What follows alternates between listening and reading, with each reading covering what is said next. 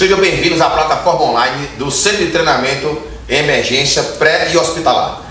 Estamos aqui hoje tentando trazer para vocês uma forma de entender melhor como se relacionar com as emergências, para leigos e para profissionais. Tentaremos trazer aqui oportunidades de treinamentos para que você se antecipe às situações de risco no dia a dia ou também nas situações de atividade profissional. Sejam bem-vindos e contamos com vocês.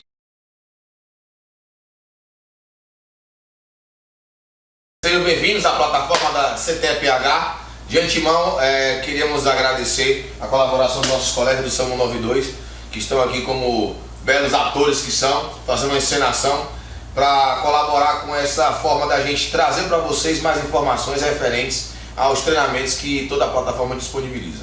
Nesse primeiro momento, é claro, como trata-se de uma encenação, a gente não vai estar utilizando os EPIs, dos quais a gente sempre está falando nas aulas que a gente pratica por aqui. Então, nesse primeiro momento, a gente vai mostrar para vocês como proceder numa análise anatomofuncional posterior a um trauma.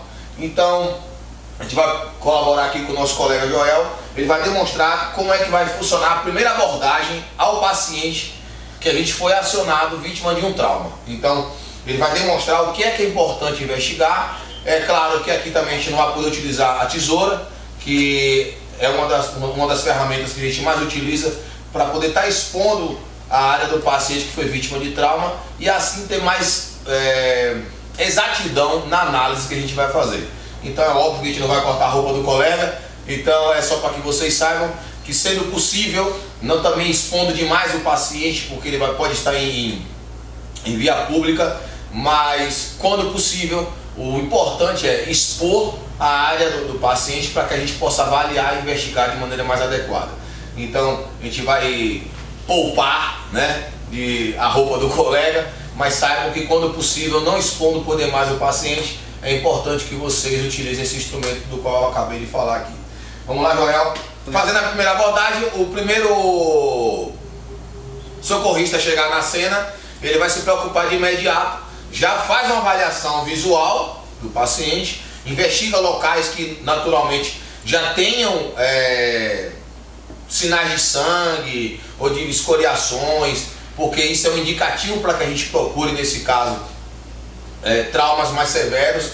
Então, um membro inferior que já esteja com a calça lascada já demonstra que ali tem um risco maior de ter um trauma. A mesma coisa a questão das costas. Mas o primeiro condutor, o primeiro socorrista que chega à cena, ele vai se preocupar de imediato, tá certo? Em manter a estabilidade do pescoço do paciente, da cervical.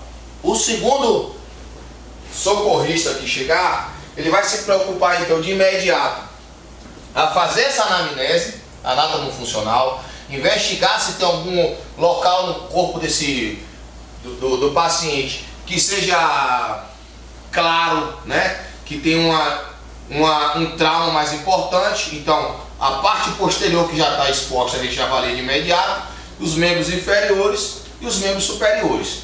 Quando for fazer o rolamento do paciente, a partir de então, a gente já vai ser possível também avaliar, depois que já avaliou o dorso, que é a parte que está exposta, a gente vai à parte ventral do paciente. Uma vez estabilizada a cervical, o segundo socorrista vai avaliar as condições funcionais do paciente, no que se refere à questão da coluna cervical, da coluna torácica, lombar, e depois vem para os membros inferiores.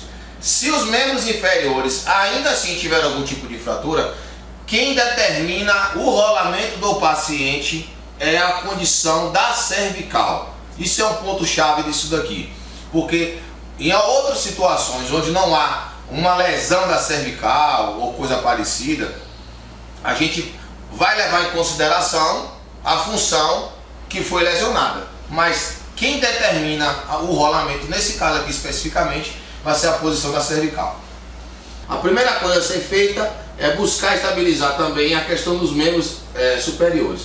Nesta condição aqui, a gente vai tentar colocar esses membros superiores preservando também a anatomia do paciente, porque é nesse momento que nós também vamos fazer uma análise musculoesquelética para ver se tem alguma lesão importante que a gente precise também ter algum tipo de cuidado, tá certo? Lembrando, nós estaremos sempre com os EPIs. Nesse momento, por se tratar de uma encenação, a gente está abrindo mão desses cuidados.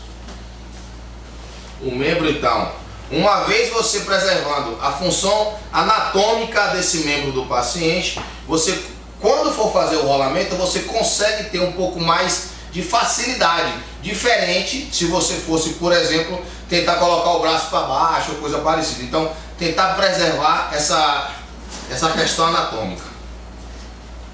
O CTE-PH tem como objetivo mostrar na prática para que você não tenha dúvida quando for agir.